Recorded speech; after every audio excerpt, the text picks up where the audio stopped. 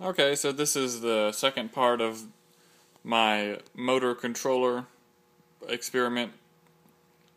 Now that I've gotten a plan for my speed control, I also wanted to incorporate a means to read the actual speed under load of the motor. So what I've got rigged up here is a rudimentary tachometer. You see there,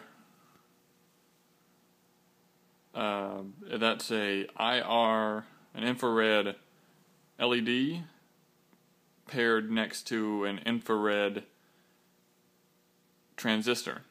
So the LED emits infrared light, and the sensor next to it, the black sensor, reads the infrared light back. Depending on the position of the wheel here, whether or not the black or the white part of the wheel is under the IR sensor, it affects the amount of IR light that's reflected back into the transistor.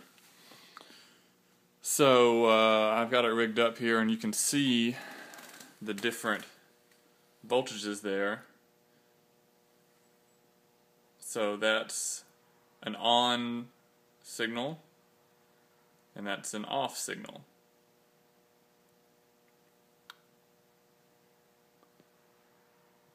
So on, off, on, off. So if we speed that up, you see we get what is approaching a square wave. Okay. Now if I turn the motor on here,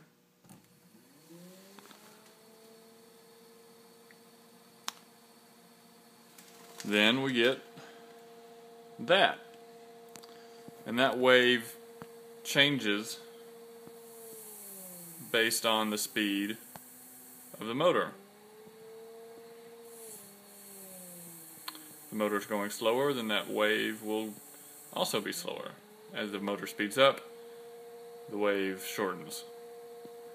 So then I can incorporate that, I can feed that signal into a microprocessor and then detect the spindle speed of the motor, which allows me to compensate for load and then adjust the pulse width signal that's fed back into the motor. So anyway, that's all I got today.